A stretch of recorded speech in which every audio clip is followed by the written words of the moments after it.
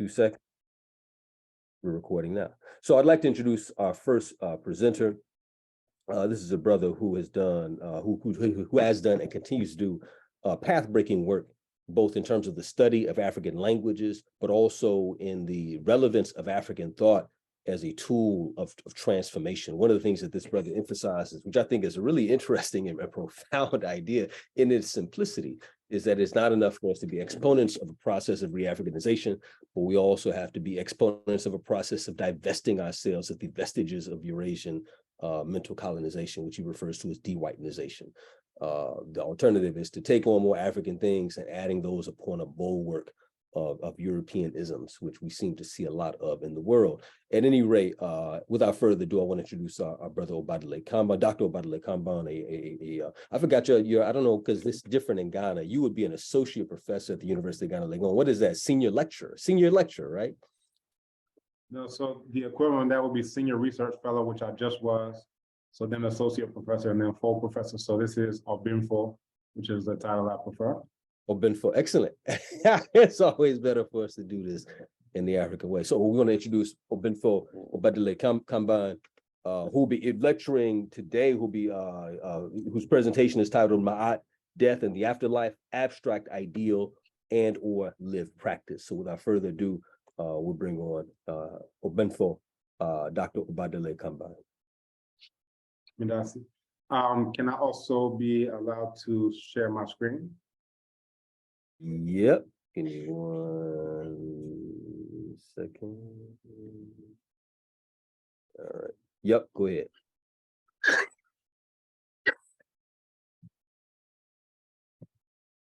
All right, can everyone see my screen? To you. Yes. Okay. All right, and is everyone seeing it on slideshow mode now?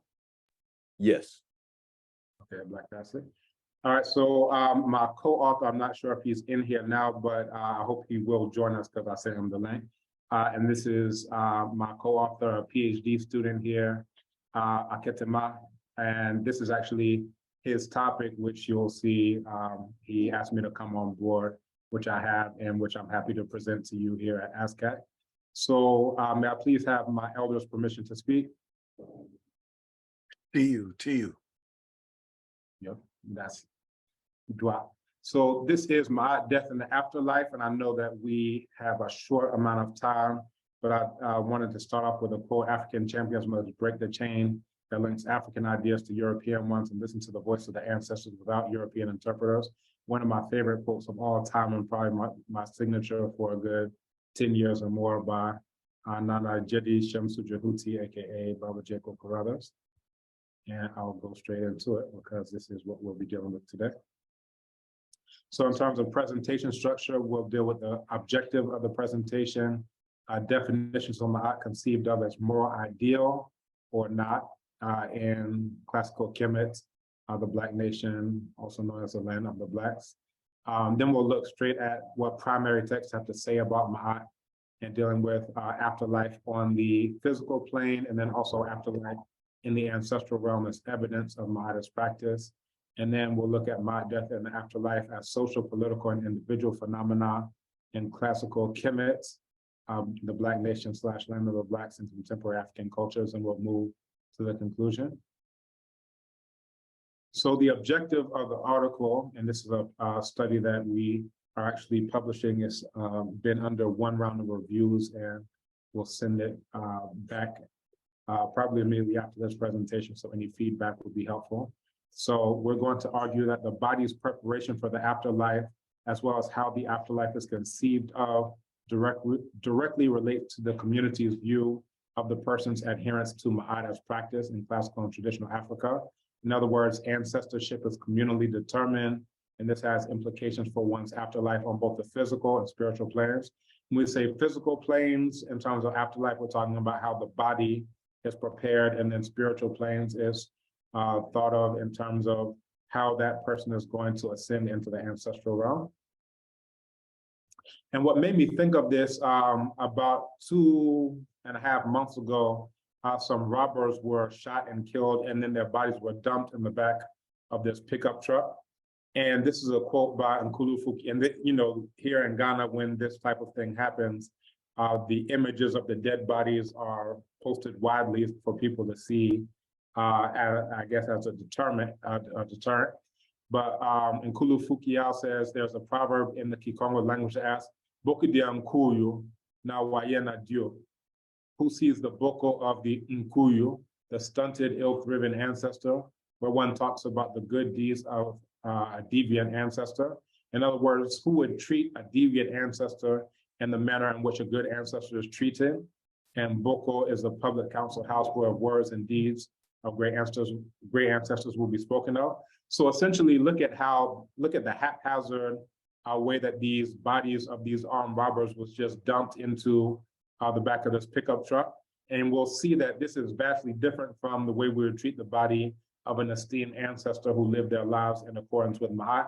And this is the main point, that the evidence of Maat as practice, we can see it in terms of who gets a tomb and who does not. We can see it in terms of who is esteemed for the pouring of libations and who do we want to forget as soon as possible. And we'll go straight into that. Now, in terms of definition of Maat, we'll look at it as conceived of, and we'll ask the question, was it conceived of as a moral ideal, or was it focused on practice? So Maat is usually translated into English in the context of 7 cardinal virtues: truth, justice, righteousness, propriety, harmony, balance, order, and reciprocity. And you know what we're going to go into is this quote by Obinfo Maulana Karenga on his seminal volume, Maat, the Moral Ideal in Ancient Egypt. And in it, he says that, you know, he prefers to focus on the moral ideal rather than the assumed moral practice. And he says that this is done for various reasons, one of which is that it leads to problematic claims about practice, which are at best often speculative and at worst prejudicial and reductive. But then we ask the question, isn't a study on Maat that only focuses on morals and ethics also reductive? And then further, can't preparation for the afterlife serve as evidence with respect to the degree to which society viewed the person as living in alignment with Maat? And again, we're looking at evidence over assumption. Now, in the same text, you have Obinfo Karenga, who mentions that Maat is not just truth or justice as an abstract ideal. Now, earlier in the book, and so you would have to read, you know, a good 100-some-odd pages to get this. But earlier in the book, he says that he's going to focus on the moral ideal, you know, this idea. But then he says that according to Imahu Intef, son of Sanet, that it's not just a moral ideal, but it's something that one speaks, does, loves, wills, and practices. So when he says, I'm a listener who listens to Maat and ponders, that's Swawa in its heart, he is indeed contemplating Maat, but he is contemplating it not so much as abstract truth or ideal, but as engaging in moral practice. So again, this is what we want to focus on. Are we going to deal with Maat as moral ideal, which is what the book is titled, or are we going to go into this idea of practice?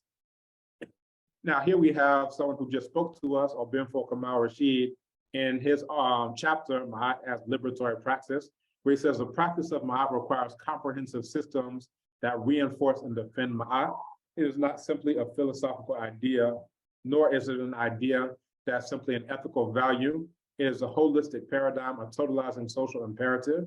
And again, we agree that she is holistic. And you notice that I'm not saying it for Maat, that Maat is a she.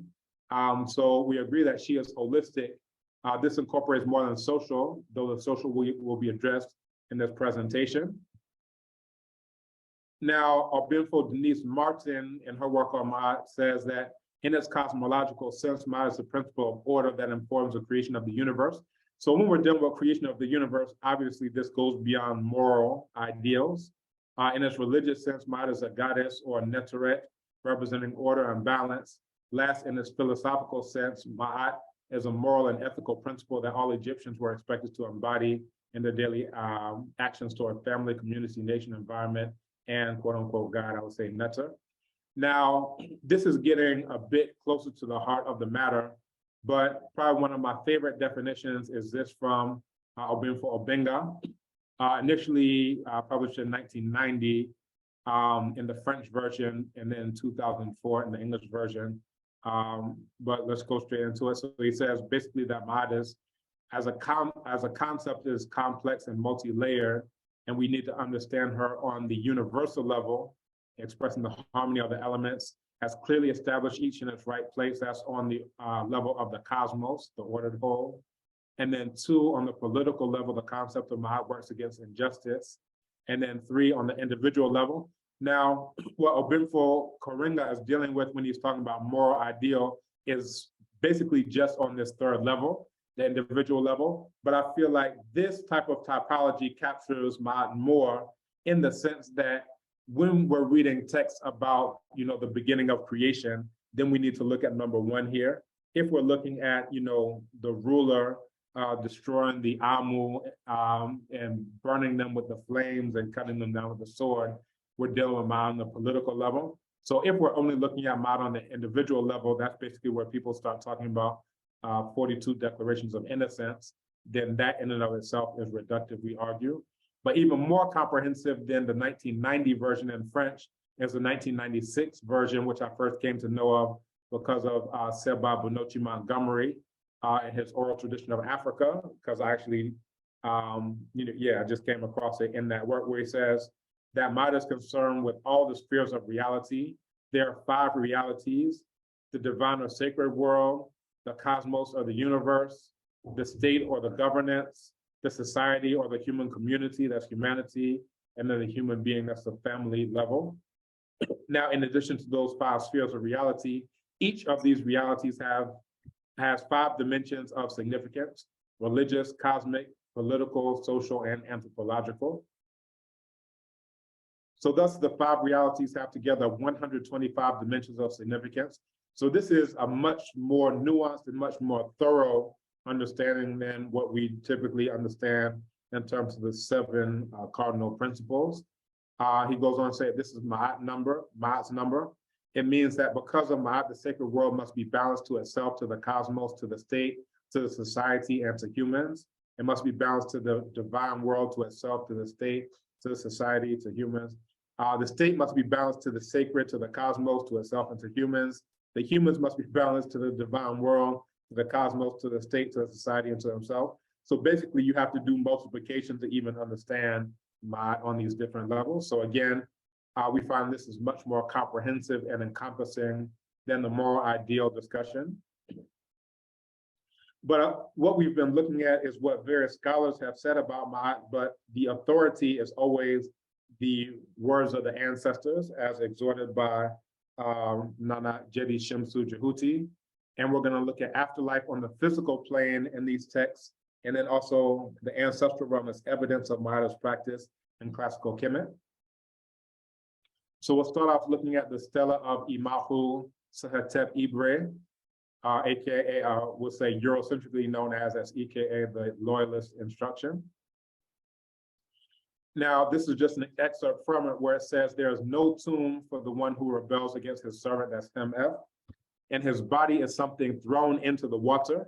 So essentially what is being said here is that if you are living against Maat, if you are propagating Isfet, then you will get no tomb. You're rebelling against MF. Usually this is translated as His Majesty or His incarnation, but we're looking at the him as servant in the sense of the ruler is a servant of the Necha, and we actually find this in text.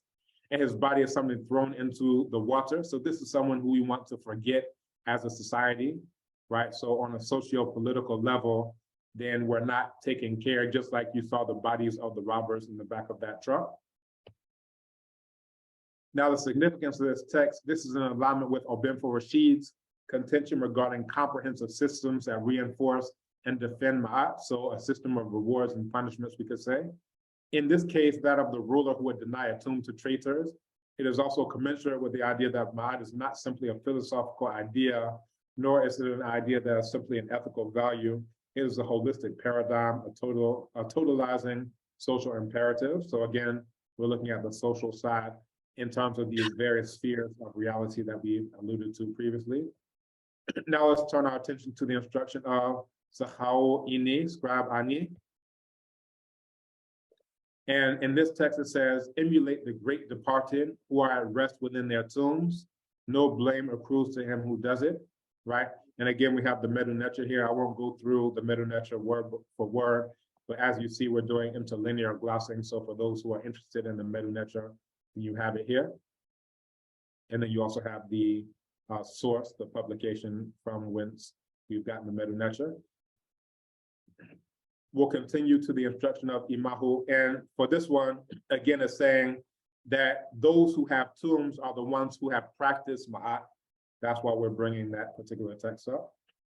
The instructions of Imi or Nuet Chati Patahotep, again, it's going to say the man whose measure is Ma'at endures, right? That's the one who lives on after their physical passing. One who goes towards his stride, he will make a will by it. No tomb exists for the greedy.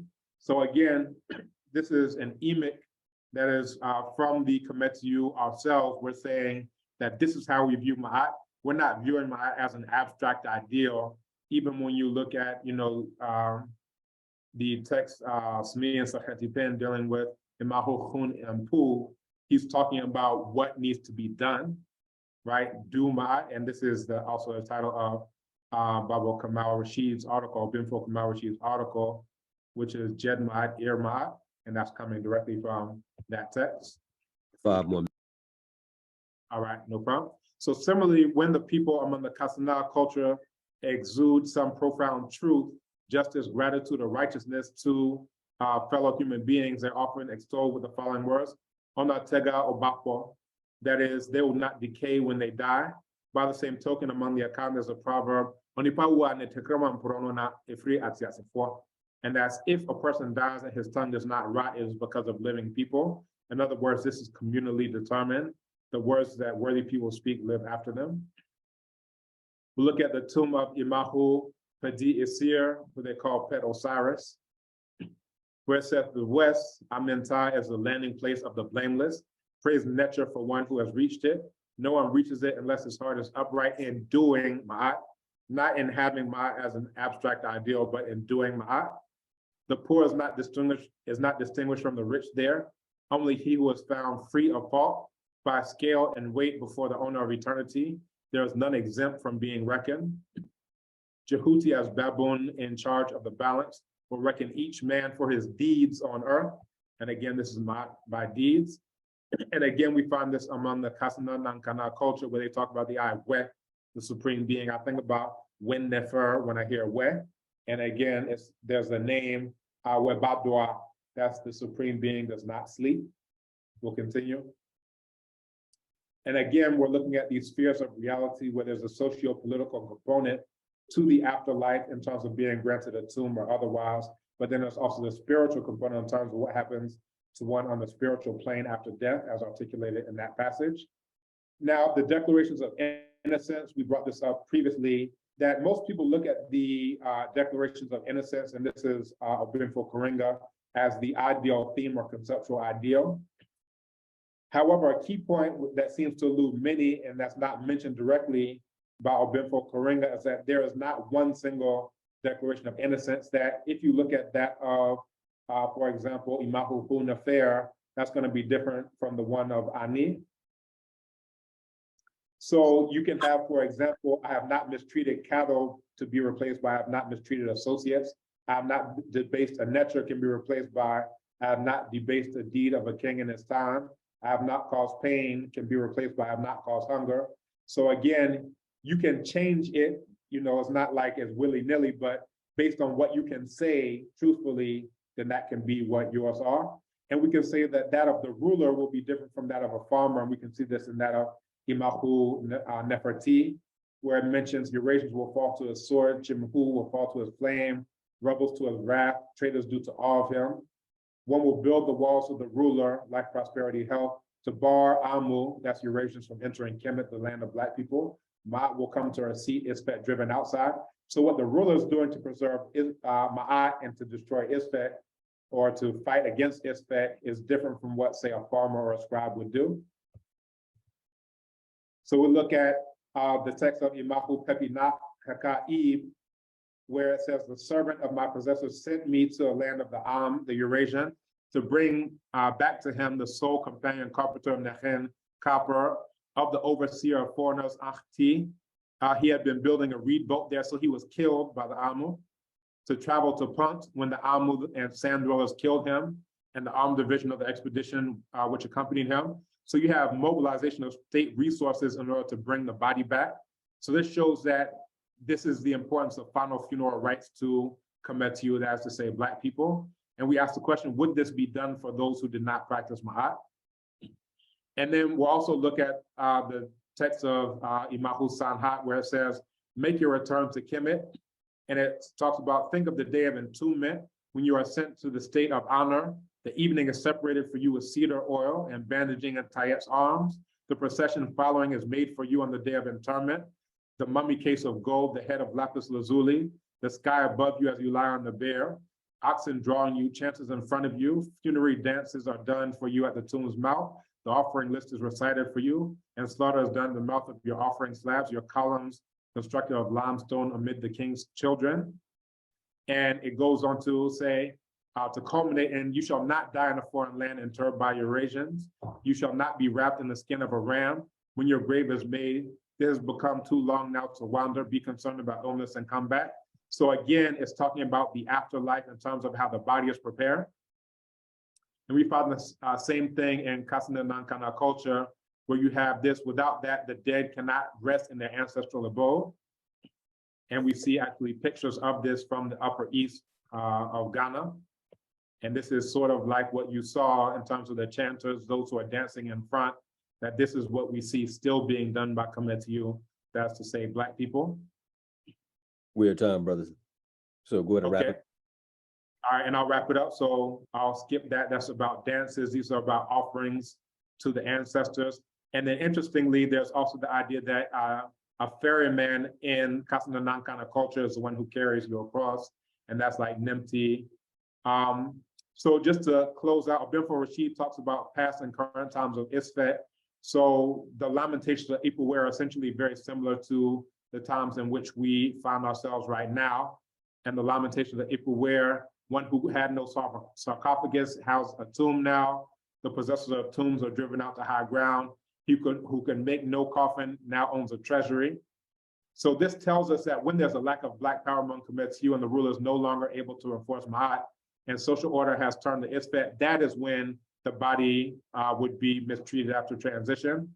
However, as long as we have power, as long as we have a ruler who's able to enforce Maat, then we can see that the body's treatment is evidence of that person's living in alignment with Maat. So in conclusion, this study began largely in conversation with Obimfo Koringa in its focus on Maat as moral ideal in contradistinction to Maat as lived practice. In this article, in this presentation, we provided arguments and evidence primarily in the form of how the person's body was treated and how the spirit was conceived of after death, depending on his or her behavior, to demonstrate that for classical and contemporary Kemetiu, that's to say Black people, Maat is about lived practice rather than abstract ideals. So dwa ashekupo medamwase jerenge Jeff asanti ni sana matondo maminge. That's what I have for you. Hey, Sante Sana, good brother. Definitely appreciate the insights that you shared. So we're in Q&A, and my apologies for the time constraints. This is something that would have been very, because having seen the work, there are a number of important dimensions where you really situate this in a Pan-African context. So, but questions. We have one question in the Q&A. This is from Mama Muriel Bala, who writes, thanks, Brother Badele. Please ask Larry Crow to give an example of a similar thought among the Kipsigi. So if you have any questions, please put them in the Q&A, or for people who are panelists, go ahead and unmute and pose your question. Baba Larry, do you want to weigh in on that? Oh, Baba Larry was with us. I don't see him though. I don't see him. Okay. So I will ask a question since no, this has been posted. I was curious that the Kasana, was that the people? Yeah, Kasana Nankana. They live in northern Ghana, is that correct? Exactly, Upper East region. So why did you select them? What was significant about them relative to this idea of funeral rites as demonstrative of moral standards, of ethical standards, of righteousness as a standard of practice in terms of the evaluation of people's worthiness for ancestralhood? Very good. Excellent question. So as mentioned, my co-author, Aketema, comes from that place, and these are his people. So this started off, out of all my students, I call Aketema Maat, because he loves Maat. If he could marry Maat, he would marry Maat. Everything he does is about Maat. He loves Maat. Like no other. Like it's visceral, I'm telling you. So yeah, that was the reason. So he started off because I taught this course that he took, Foundations of African Thought, here at University of Ghana. And as we were going through, especially cases of the ferryman, he was like, this is what my people talk about. You got to take a ferry and the people will give you the money that you need to pay the ferryman in order to get to the ancestral. There were all these types of connections he was seeing, like, we still do this. What you're saying is exactly what we still do. So all the Medu Neter is me basically recently coming on board. He asked me to come on board. So everything from the Kasana Nankana examples, all that is him. And then of course, all the Medu Neter, you know, is coming from me. So that's why. But then as you see in the article, we're citing Kikongo language, we're citing P, we're citing, it's a very Pan-African type of effort in terms of the article itself, even though we couldn't deal with all of that here. But that's essentially why it wasn't, you know, oh, you know, these people are more so than any other Kemet you. It was just the nature of how the research came about. You know, y'all really appreciate that, because one of the things that I think is important about this work is not only the subject matter that you're addressing, but it demonstrates a methodology of engaging with African thought comparatively, which I think is very useful. So there are a couple of things that have popped up in the Q&A. Oyiwaladon Madase from an anonymous attendee, Nubia Raisa, are there elements of Medu Neter in Ghana? Yes. In terms of the written language, there's a text called the Akan World of Gold Weights that actually makes comparisons between what you find in the gold weights and what you say in terms of written Medu Neter. In terms of Rowan Kemet, a lot of the work of Obimfo Theophile Obenga shows comparisons between Akan and then also the spoken language of Medu Neter, as you can see, attested through Coptic. So for those who are interested, I would definitely point you towards some of those type of texts. So yes, you can definitely see a continuity as far as that goes. Should I go to the other text or the other questions rather, or? Yeah, feel free. Yeah, if you want to, go ahead. Okay, so I'm seeing them. So yes, in terms of lapis lazuli, you see this occur very often. So for example, the tale of the shipwrecked sailor talks about how this huge snake has, you know, I think it's eyes of real lapis lazuli. And you see, usually when it's mentioned, it's talked about real lapis lazuli, and it's thought that this is a component of the Neteru in terms of some component of their body, their skin, or something is made out of real lapis lazuli. And then you find this also in, you know, various texts that it has a very high value. Also in this text, the Femin Stela, you know, it talks about all the things that are required, and it gives like a list of different gems and so forth and so on. So yeah, lapis lazuli is considered sacred and oftentimes very much associated with the body, some part of the body of the Neteru. And then I also see the state of African Americans as it relates to Maat. Well, I have problems with the term African American, because if we was American, we wouldn't catch no hell, as Baba Omawale used to say. Excuse me for cussing at my elders. But in terms of Black people who are currently in the internal colony of the United States, I would definitely say that there are some who are working to live in alignment with Maat, but to really live in alignment with Maat, that's on a political level, you have to have the power to do so.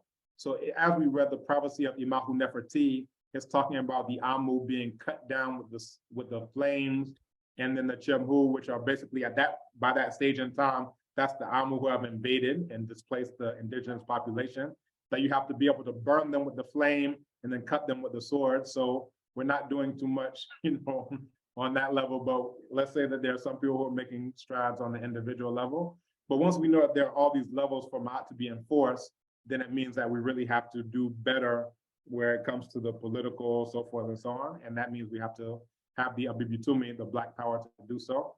And then what is death?